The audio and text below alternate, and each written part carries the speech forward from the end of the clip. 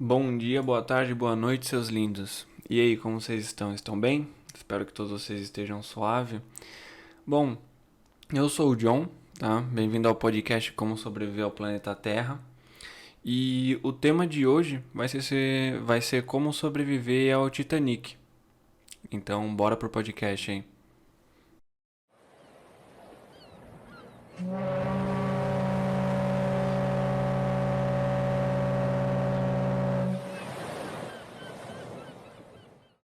Ó, iniciando, primeiro eu vou passar algumas informações para vocês para entender o contexto do qual nós nos encontramos, tá? Como basicamente a história do Titanic, tá bom?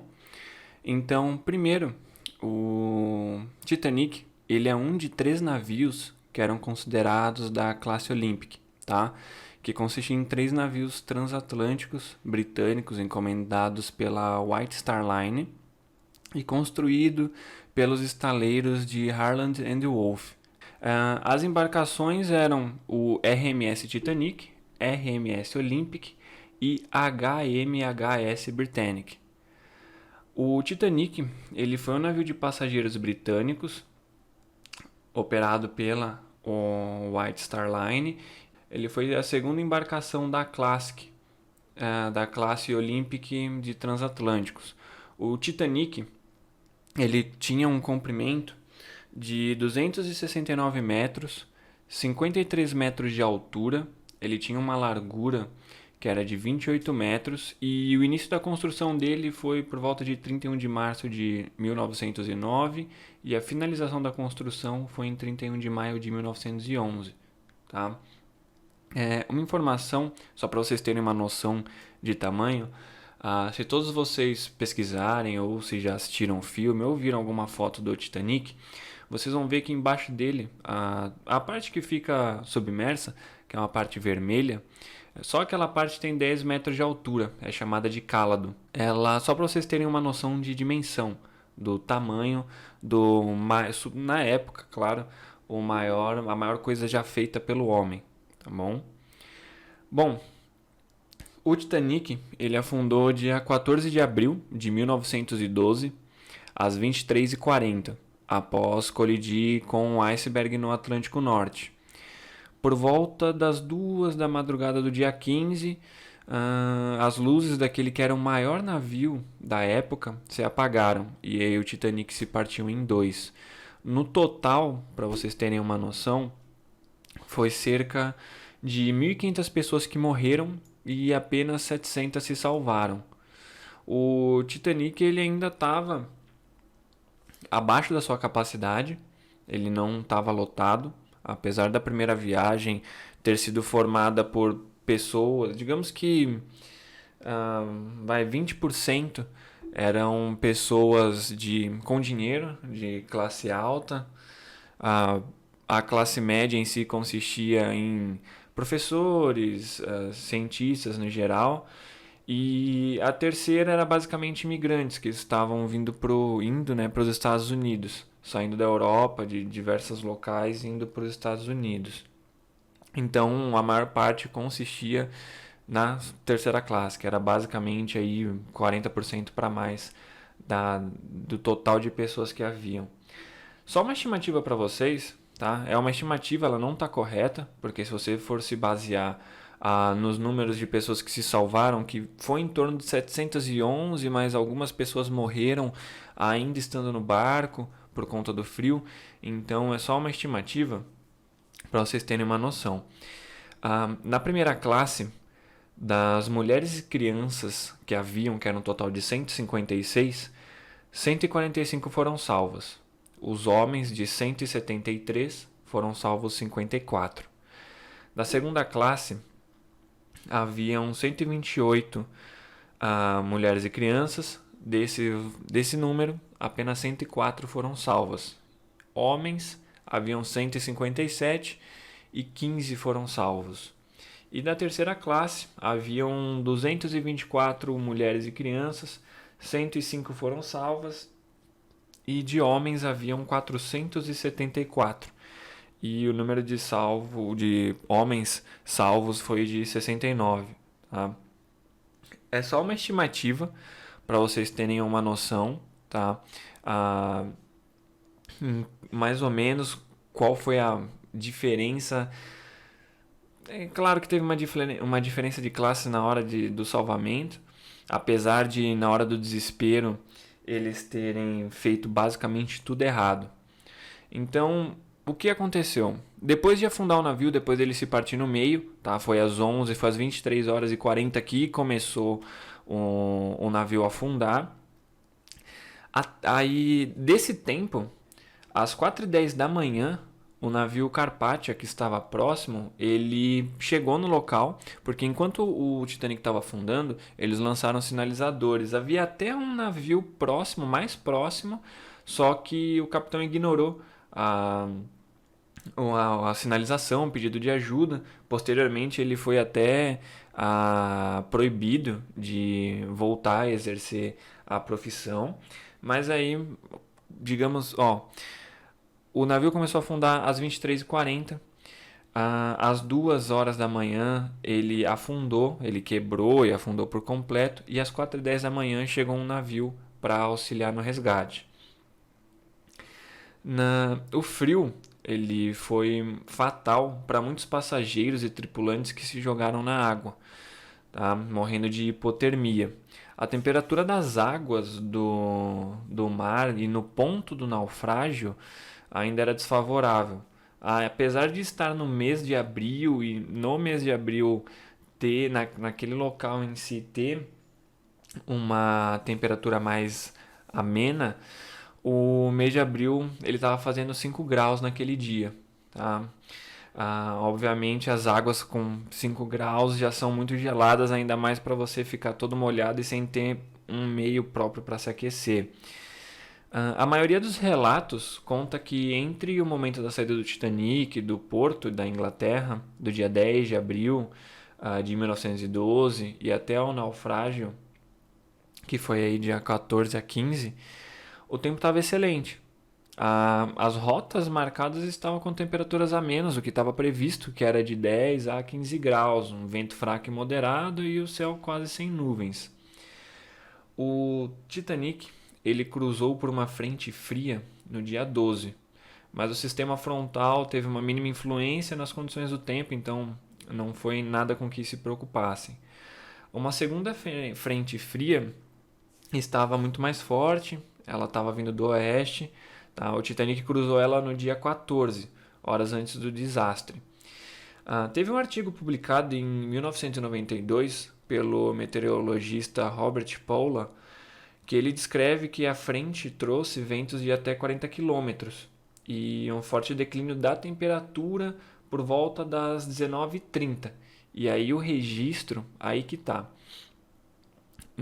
Eu passei para vocês que a temperatura ela estava prevista para ser em torno de 10 a 15 graus, certo? Essa temperatura era padrão do local que eles estavam para o mês de abril. Pô, claro que pode ter divergências, mas no dia 14 o registro era de 1 grau. E 1 hora mais tarde ele estava abaixo de zero. Então, a partir das 20h30 já estava abaixo de zero a temperatura no local que eles se encontravam.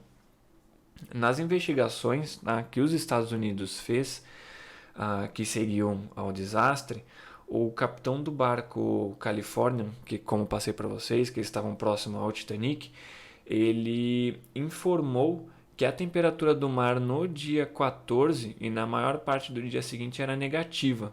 O menor registro, segundo o comandante, foi de 2 graus abaixo de zero. Naquele período teve uma massa de ar fria, onde se estendeu até o oceano. O frio na América do Norte se estendeu até uma certa parte do oceano, que é onde eles entraram, né, chegando na costa dos Estados Unidos. E essa massa de ar frio acabou conservando os icebergs. Os icebergs, geralmente eles ficam presos nas costas, porque a parte maior do iceberg, que fica embaixo do oceano, embaixo d'água, ela fica presa porque ela é muito grande. Então, só que naquela época teve um verão muito forte na Groenlândia, algo que não acontecia por volta de 30 a 40 anos. Esse verão ele fez mais de 30 graus, chegou a fazer mais de 30 graus. Então, o que aconteceu? Com o verão forte, ele fez os icebergs serem gerados, certo? As grandes camadas de gelo derreteram, geraram os icebergs, só que ainda assim eles ficariam presos na costa da Groenlândia. Só que com o calor grande, né, com esse verão que fez, a maré subiu, porque o derretimento do gelo foi tão alto que fez com que a maré subisse e fizesse com que os icebergs fossem para o oceano. Só que ainda assim, em teoria, os icebergs eles derreteriam, porque eles saíram da Groenlândia, que é onde supostamente faria mais frio para eles serem gerados, descendo para a América do Norte, para o Atlântico Norte, ali naquela parte onde eles se encontravam entre a Europa e os Estados Unidos, era para ele estar derretido. Só que naquele ponto específico estava com uma massa de ar fria. Então acabou não derretendo, isso na verdade acabou preservando uma floresta de icebergs que se formou naquele local. Vários navios, tá, informaram para o Titanic o que estava acontecendo, porque vários navios estavam fazendo a mesma rota, estavam à frente dele e mandaram, entre aspas, SMS para eles, informaram para eles por mensagem como se encontrava o local naquele momento, tá? Então, só que eles ignoraram. Foi puramente uma negligência deles. Eles ignoraram as mensagens de perigo. Inclusive o último navio que passou, que foi esse que eu informei, que foi o California, ele informou não só da temperatura, mas também como se encontravam as águas naquele local, mas eles ignoraram. Então, eles estavam mais querendo dar atenção para as solicitações dos passageiros do que com a própria vida, digamos assim, porque poxa vida, você é um marinheiro, você sabe dos riscos. Apesar de, claro, não ter internet, não ter essas coisas e as informações elas serem mais difícil para você ter acesso a elas, ainda eles estavam recebendo mensagens, então foi puramente negligência deles a parte de o navio ter afundado. Tem algumas teorias, tá, que é com base no naufrágio do navio, porque a mais conhecida é a padrão, que ele bateu no iceberg. O iceberg ele não rasgou por completo o Titanic, mas ele fez pequenas fendas na fuselagem que foi o suficiente para muita água entrar e afundar de forma muito rápida. Tem algumas teorias, tem uma teoria inclusive que diz que naquela noite alguns passageiros eles viram uma luz no horizonte, que eles acreditavam que fossem os alemães, que os alemães teriam afundado o Titanic.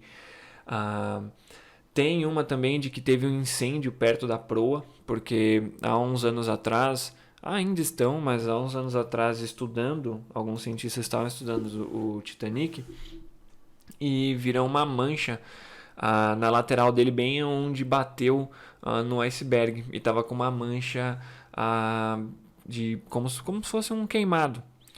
E eles acreditam que essa parte, se realmente houve algum incêndio, que era justo na parte onde eles colocavam carvão para o motor funcionar, que se teve um incêndio, ele acabou prejudicando a integridade do metal, tá? Das chapas de metais, que era de aço carbono. E acabou, quando bateu, fez com que ao invés do metal amassasse, ele rasgasse, tá? Tem uma outra também que eles estudaram, assim, o aço carbono de baixa densidade, ele teoricamente ele não suporta baixas temperaturas. Só que ainda assim ele consegue suportar a temperatura que se encontrava no local, que é em torno de 6 graus para baixo, ele aguentou. Tá? Fizeram testes e ele resistiu tranquilamente, não teve nenhuma diferença notável na rigidez do metal.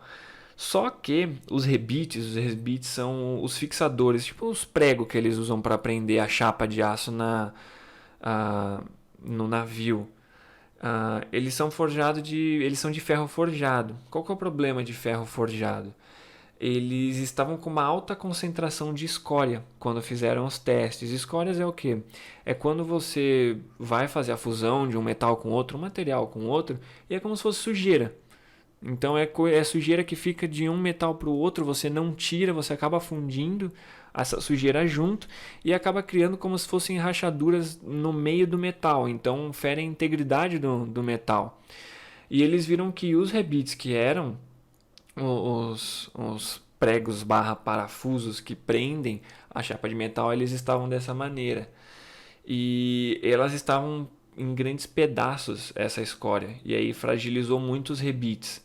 E aí isso pode ter sido uma causa, porque dependendo de onde pegou, pode ter arrancado uma parte aí dos rebites, fazendo com que o navio tivesse alguma chapa mais prejudicada, além do que era para ser. Então, bora para a última parte aí, para sobrevivência.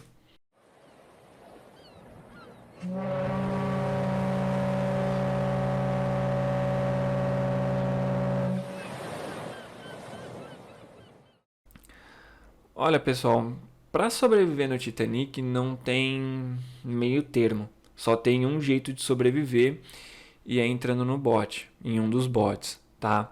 Para vocês terem noção, o navio Titanic, como ele era dividido por classes, a primeira classe ficava no primeiro andar, né, de quartos. No segundo andar ficava aí a segunda classe, e no terceiro ficava aí a segunda e a terceira classe. E abaixo disso era só o armazém onde eles guardavam as coisas como carro, animais e outras coisas, e também os motores. Se você se encontra nesse local, você teria que subir. Meio óbvio, mas você teria que subir, e as escadas elas ficam no centro, tá? E no fim do navio. Então elas ficam no centro e na polpa do navio. A polpa é o final, tá? A proa é o começo e a polpa é o final do navio. E esse padrão ele continua nos próximos andares. Você vai ter tempo, porque assim, no Titanic, na verdade, na maioria dos navios, é em todos agora, na verdade, quando você vai navegar, eles fazem um teste, né, de segurança, assim como no avião, que explicam sobre o cinto. Se você está na porta, quem senta na porta tem que abrir a porta caso haja necessidade, enfim. E eles tinham que fazer o teste com os botes, para, se ocorresse alguma coisa, todos os passageiros estivessem cientes. Então eles saberiam como funcionaria e fariam o que fosse preciso de forma calma e civilizada. Só que isso não ocorreu. Então, o que aconteceu? Isso teria sido adiado pelo capitão pro dia 14, para amanhã do dia 14, para fazer essa encenação, né? Mas na manhã do dia 14 ele cancelou. O que isso gerou? Quando o navio começou a afundar, não foi tão rápido que ele afundou, por isso que você teria tempo para subir, porque o navio ele levou em torno de 30 minutos para começar a afundar, e aí gerar um problema, porque a transição do pessoal do navio para os botes era para estar sendo feita e completa por volta de 10 minutos. Mas ela só foi começar a ser feita com 30 minutos após o incidente. Então, basicamente, você tem meia hora para subir, o que você sobe em 2 minutos, tá? Porque o desespero vai ser grande, você vai ver que você sobe uma escada rapidinho. Para entrar nos botes, haviam 20 botes, 14 botes padrão, 2 botes reservas e 4 botes desmontáveis, que eram de madeira. Para entrar nos botes aí tem um problema. Por quê? Eles estavam dando preferência para mulheres e crianças. Se você é homem, já dificulta a sua entrada no bote. Mas ainda assim, não quer dizer que você não conseguiria. Mas é que boa parte eu passei até a estimativa para vocês terem uma noção, foram poucos homens salvos comparando com mulheres e crianças. E os botes naquela época, eles não eram de acordo com a quantidade de passageiros que o navio carregava. Ele era de acordo com a proporção do navio. Não sei o porquê, talvez não tivesse tido até o momento um incidente tão grande, ou Eles só tacaram o foda-se e nunca pensaram nisso. Mas assim, supondo que você é um homem ou uma mulher e não conseguiu entrar em um bote, você pode pular no mar? Pode. Eu não posso? Não posso. Eu não sei nadar. Se eu pular no mar, eu morro. Então, numa queda de avião, eu morro de qualquer jeito, porque o avião vai cair. No naufrágio de navio, eu morro afogado, que é pior, porque pelo menos o avião só cai, bate e já era. Mas você pode pular? Pode, não tem problema. O problema em si de você pular é que assim, a água estava gelada, ela estava em torno de 2 graus negativos. O corpo humano, tá, uma pessoa normal, ela sobrevive em média cerca de 75 minutos quando a temperatura da água é menor que 6 graus. Ou seja, sabe o Jack que ficou lá 75% do corpo submerso, lá 80% do corpo submerso? Então, ele não durou mais que 75 minutos ali, entendeu? Porque ele durou menos até, porque 75 minutos é quando a temperatura da água é menor que 6, a partir de 6 graus para menos, estava 2 graus negativo. Então, você pode pular? Pode pular. Você pode tentar se agarrar em algo? Pode. É uma chance que você tem. Você pode conseguir vir com achar um colete salva-vidas. O colete salva-vidas naquela época ele tinha lanterna e um apito. O que não é tão ruim, porque boa parte dos botes ainda ficaram, depois que o navio afundou, eles ainda ficaram buscando sobreviventes. Então, se você pula, sabe nadar, legal. Você pode conseguir um colete salva-vidas e pular, também é uma boa. Só que tem um problema, você não pode ficar muito tempo sozinho, molhado. Nessa temperatura, o único jeito de você esquentar é estando com outras pessoas. Então você teria que entrar num bote, ficar com outras pessoas juntas, todas juntas, para que pudessem se aquecer, porque ainda assim pessoas morreram já estando nos botes, tá bom? Elas não morreram só na água ou com alguma coisa que caiu e bateu na cabeça delas. Não. Morreram também nos botes. Então você não teria que aguentar muito tempo. Então eu nem vou tratar de alimentação nessa sobrevivência, porque o RMS Carpathia ali chegou às 4h10 da manhã. Tá? Às 8h30, todos que estavam vivos já haviam sido resgatados, então a alimentação não precisa, até porque por conta do horário você basicamente já tinha jantado. Até é um ponto importante, porque se as pessoas tivessem acabado de jantar e pulassem para nadar, poderia vir a ter aí uma indigestão. E uma coisa é que assim, o calor, quando o nosso corpo ele perde mais calor do que produz, que aí é o efeito de você ficar na água ou ficar molhado por muito tempo, ele há impactos fisiológicos. E entre eles estão a diminuição do ritmo cardíaco e também ele atrapalha nos processos neurológicos. Então você começa a ficar com dificuldade de raciocínio. Tá bom?